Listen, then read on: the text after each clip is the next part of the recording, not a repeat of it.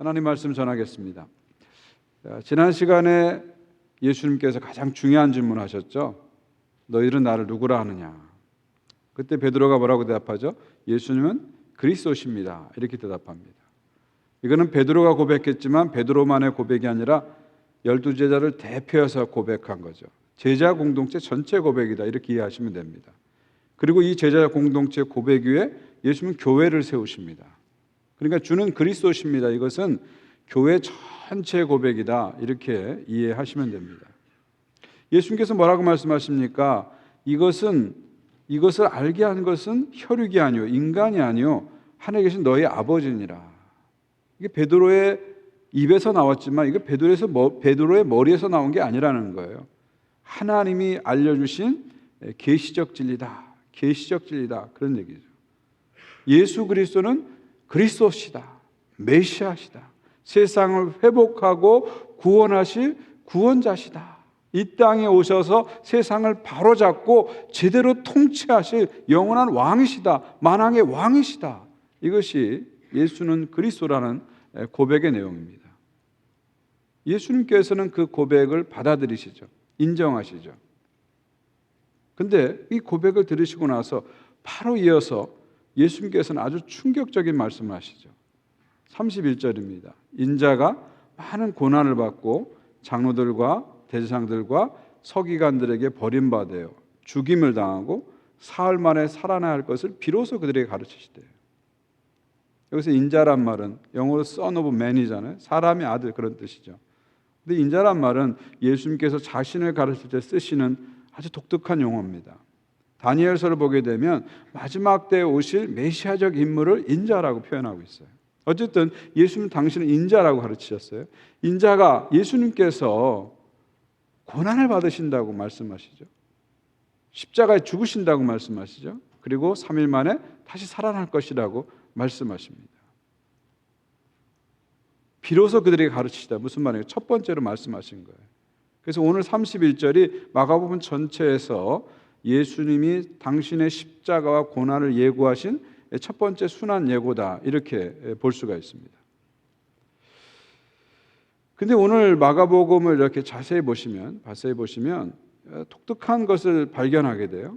예수님께서 그냥 나는 십자가 못 박힐 거야, 이렇게 말씀하시지 않았죠. 자세히 보시면 나는 십자가에 못 박혀야만 해, 이렇게 말씀하셨죠. 그래서 헬라어 원문을 보면 데이라는 동사가 들어가는데 이 데이라는 뜻은 반드시 뭐뭐 해야만 한다, 그런 뜻이에요. 영어로 하면 must 그런 뜻입니다. 그래서 영어 성경 보면은 Son of Man must suffer, 반드시 고난을 받아야 된다는 거죠. Son of Man must be killed, 반드시 죽어야 된다는 거죠. 고난 받을 것이다가 아니라 고난 받아야만 한다, 정확히 말하면 그런 뜻입니다. 죽을 것이다가 아니라 죽어야만 한다. 나는 죽어야만 한다. 이게 예수님의 뜻이죠. 새 번역도 이것을 정확히 번역하고 있습니다. 그리고 예수께서는 인자가 반드시 많은 고난을 받고 장로과 제장들과 율법학자들에게 배척을 받아 죽임을 당하고 나서 사흘 후에 살아날 것을 그들에게 가르치기 시작하셨다. 그래서 새 번역은 여기다가 이 must, 내일이라는 동사를 살리기 위해서 반드시 이런 것을 집어넣죠.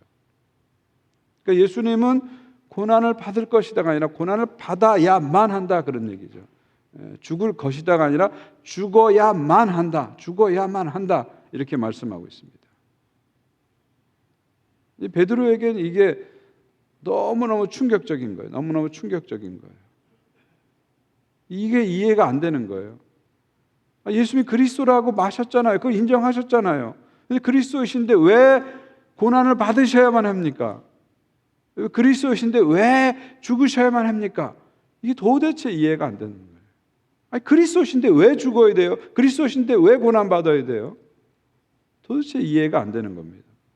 그러니까 베드로가 얼마나 이 말씀에 충격을 먹었던지 그 다음 32절 보게 되면 베드로가 붙들고 항변했다, 그렇게 얘기하고 있어요. 요즘 말로 하면은요, 멱살 잡고 막 예수님께 항의한 겁니다. 그 정도로 베드로에게는 이게 아주 충격적인 사실이에요. 예수님이 죽어야만 한다, 이 말 때문에 베드로가 완전히 멘붕이 온 겁니다. 패닉에 빠진 거예요. 그러니까 뒤에 사흘 만에 부활하랴 이건 들어오지도 않아요. 죽어야만 한다. 이것 때문에 완전히 베드로가 충격에 빠진 겁니다. 자, 그렇다면 베드로는 왜 그리스도께서 죽어야만 한다 이 말에 충격을 받았을까요? 왜 이 말을 받아들이기가 그렇게 힘들었을까요? 여러분, 이것을 이해하려면 당시 사람들이 가졌던 메시아 사상을 좀 이해하실 필요가 있습니다. 이 당시 사람들이 가진 메시아 사상은 뭐냐면 한마디로 군사적인 지도자예요. 군사적인 지도자. 강력한 힘을 가지고 와서 외세를 물리치고 그리고 이스라엘을 회복할 군사적, 정치적 강력한 지도자가 메시아의 이미지입니다. 메시아 사상이다. 이렇게 보시면 됩니다. 그런 인물에 가장 적합한 사람이 누구냐면 신구약 중간 시대에 나타난 마카비가 바로 거기 이미지에 가장 적합한 인물입니다.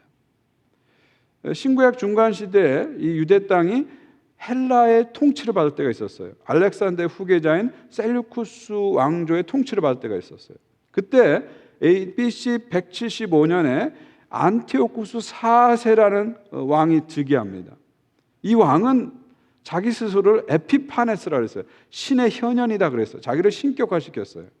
그러다 보니까 다른 신을 섬기는 유대 백성들이 마음에 들지 않아요. 그래서 예루살렘을 점령하고 여기다가 못된 짓을 많이 했습니다.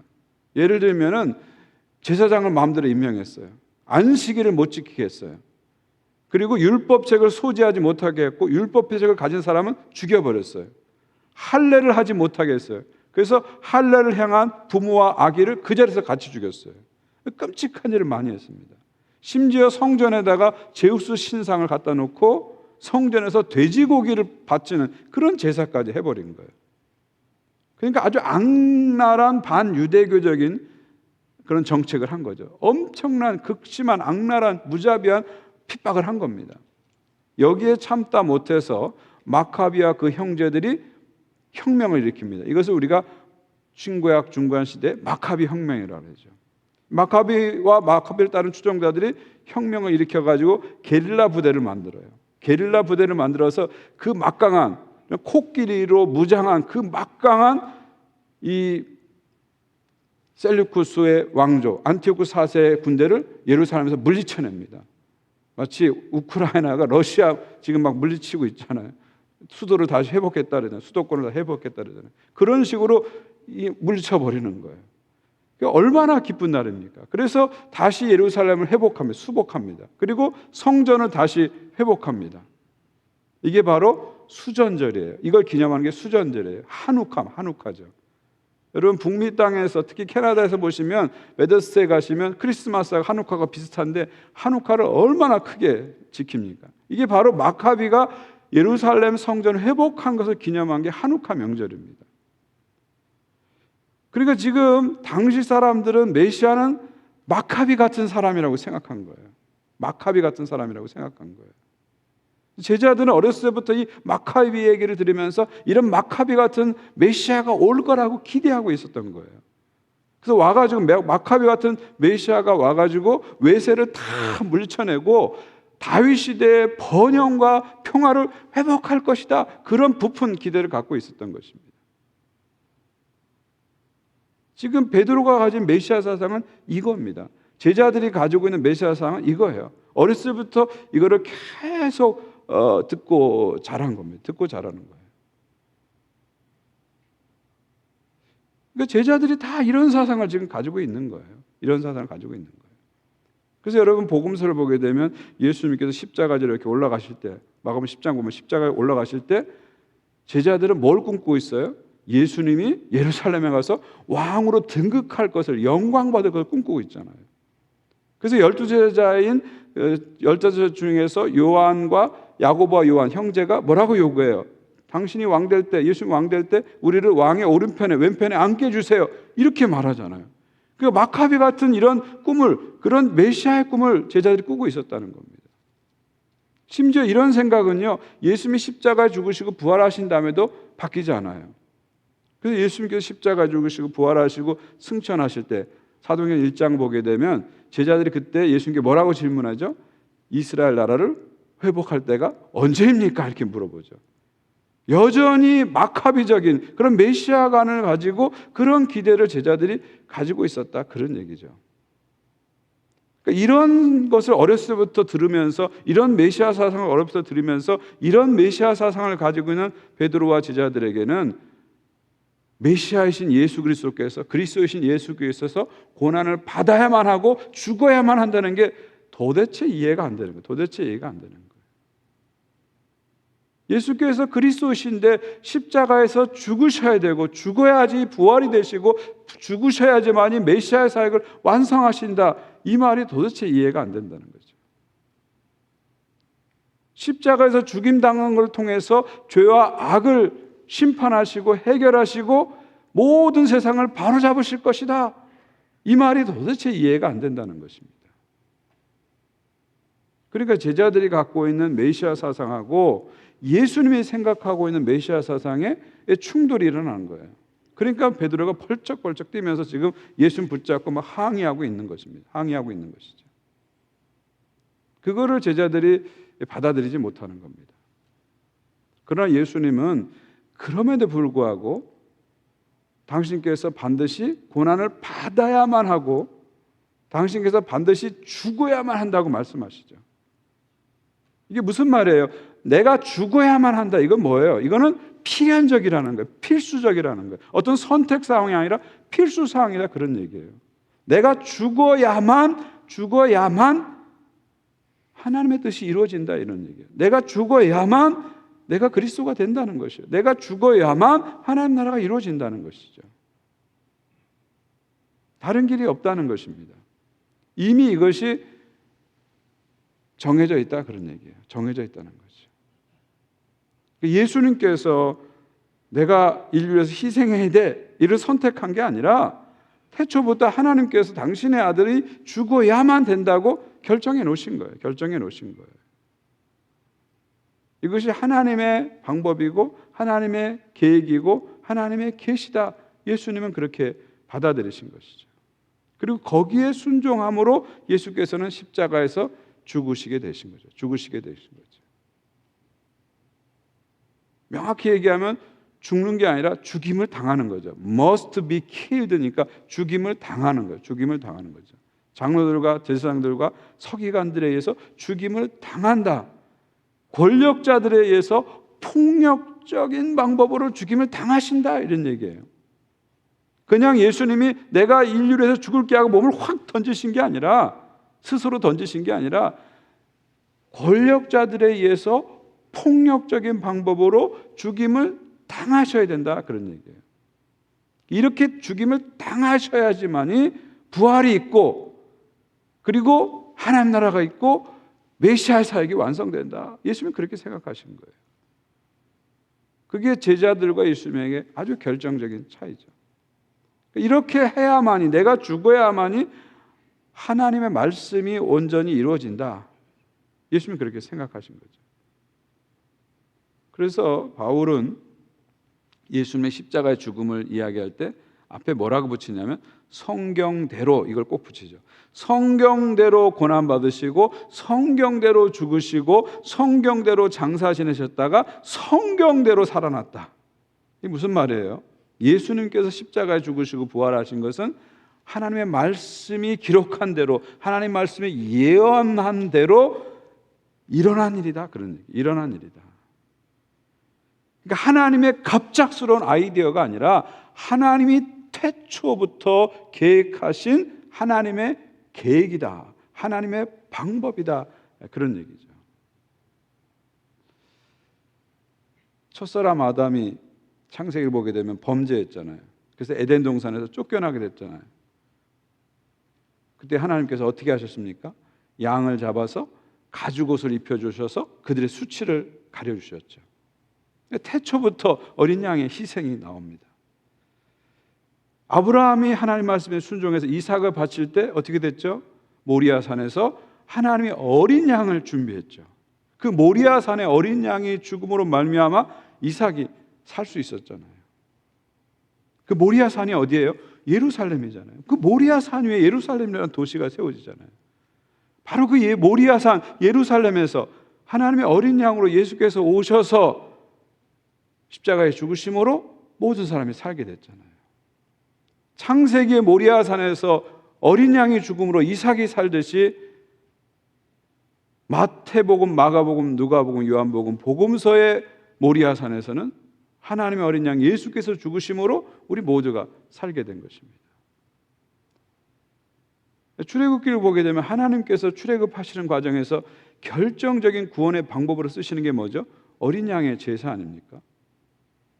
각 가정마다 유월절에 어린 양을 잡아서 그 피를 문설주에 바르면 하나님의 저주가, 하나님의 심판이, 하나님의 재앙이 패스 오버 넘어갈 것이다. 이게 유월절 사건 아닙니까? 패스 오버 유월절 사건이죠.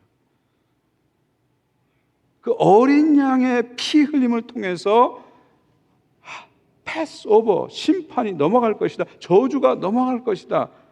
하나님은 그런 방법으로 이스라엘 백성들을 구원하셨죠. 그리고 그로부터 한 1500년이 지난 다음에 하나님께서는 똑같은 유월절에 바로 그 유월절 날에 하나님의 어린 양 예수 그리스도를 십자가에 죽게 하심으로 우리를 구원하셨습니다.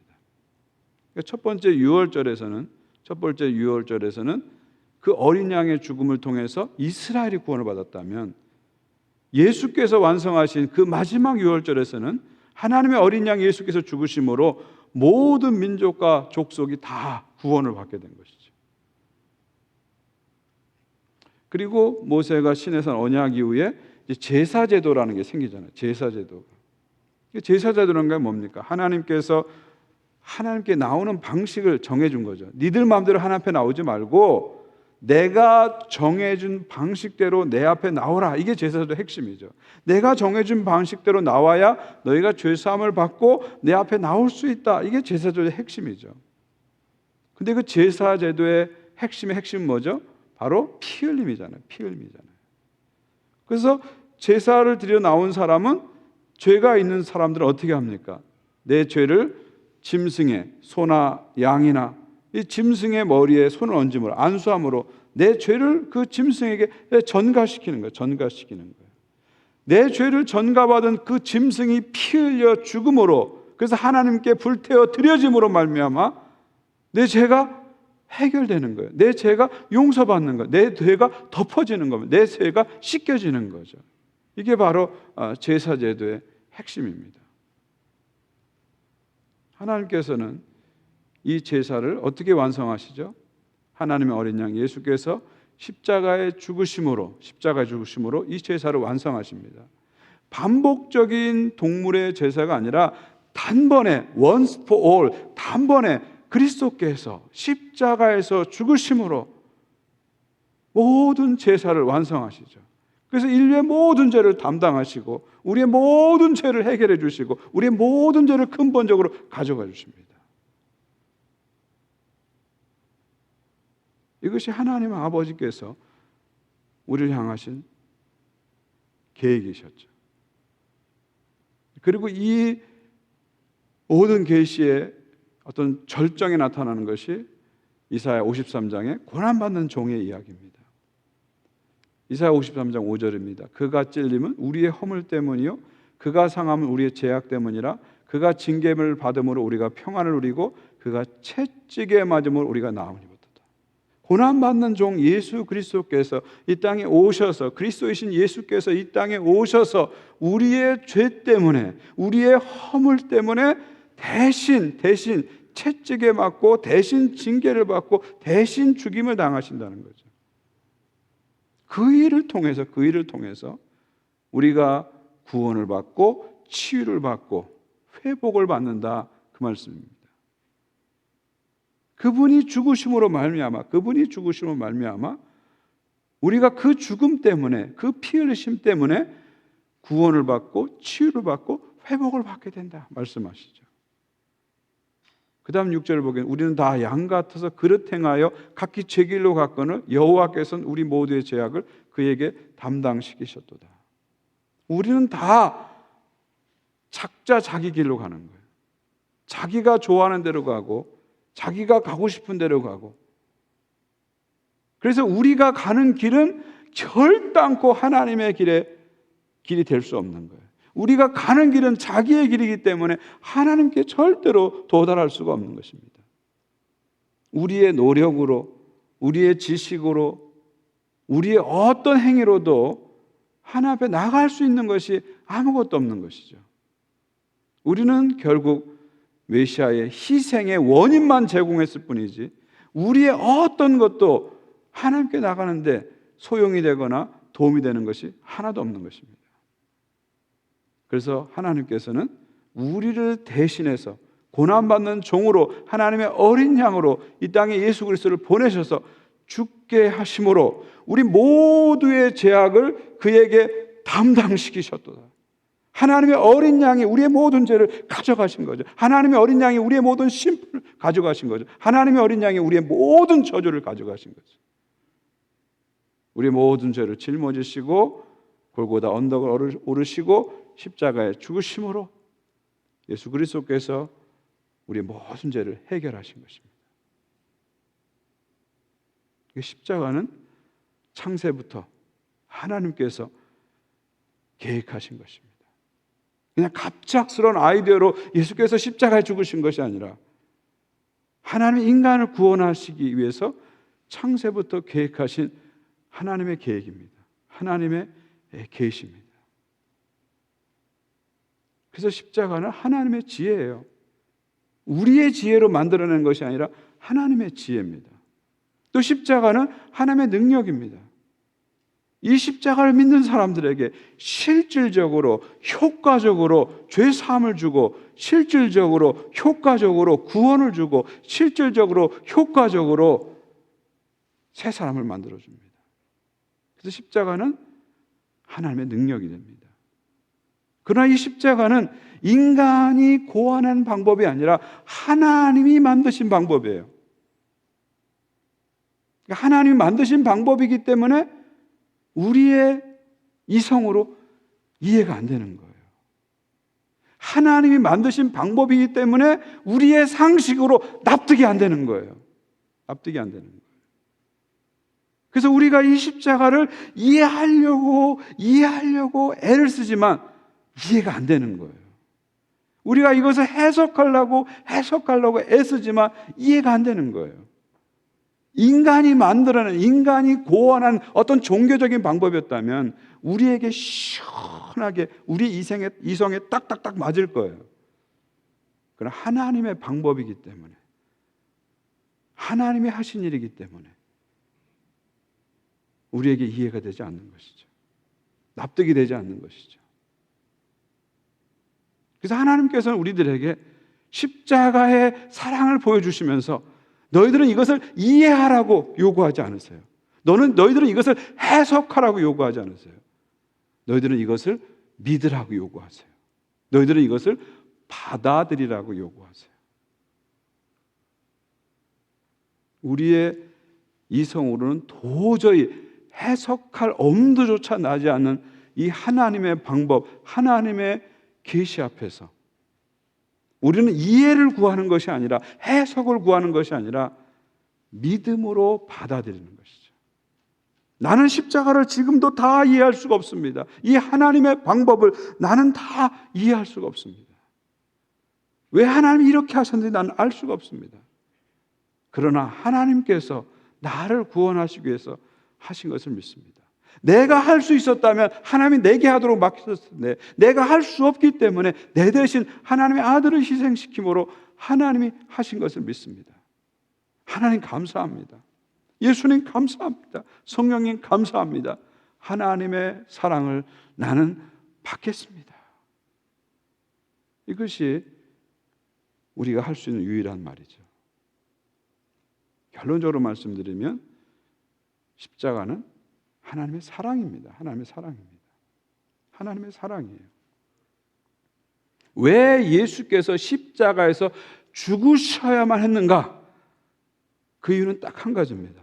하나님께서 우리를 향한 당신의 사랑을 보여줄 수 있는 최고의 사랑이 이거였기 때문에 최선의 사랑이 이거였기 때문에 최대의 사랑이 이거였기 때문에 하나님께서는 가장 소중한 당신의 아들을 우리에게 내어주신 것입니다. 내어주신 것이죠. 우리는 질문할 수 있어요. 왜 하나님 이 방법밖에 없었습니까? 왜 이렇게 해야만 하셨습니까? 질문할 수 있어요. 이 방법은 저에게 너무 부담스러워요. 도대체 이해가 안 돼요. 우린 질문할 수 있어요.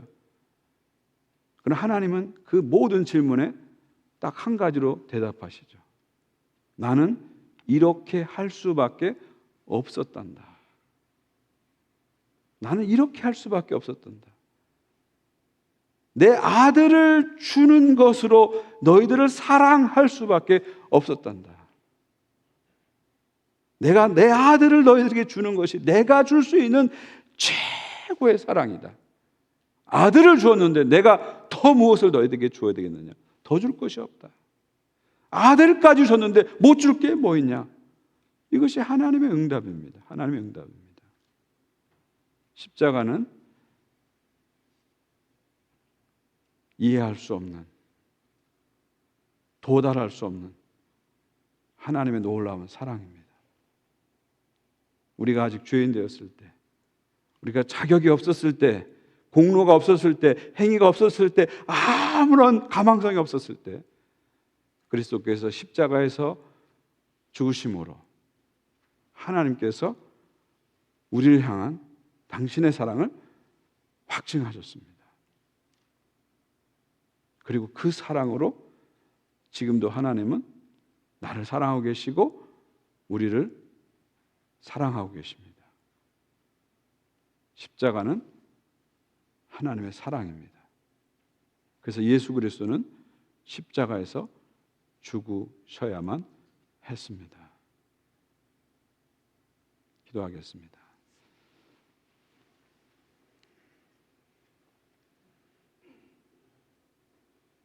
도저히 이해할 수 없는 십자가의 사건, 도저히 해석할 엄두조차 나지 않은 이 십자가의 사건,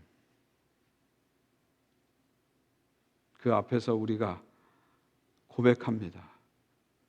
내가 할 수 없으니 주님이 하셨군요. 내가 자격이 안 되니 주님이 나서셨군요. 내가 나의 길로 가니 주님이 찾아오셨군요. 나를 위해서 당신의 아들을 보내주시고 나를 위해서 그리스도께서 십자가에 죽으시고 나를 위해서 이 모든 일을 이루신 것을 감사드립니다.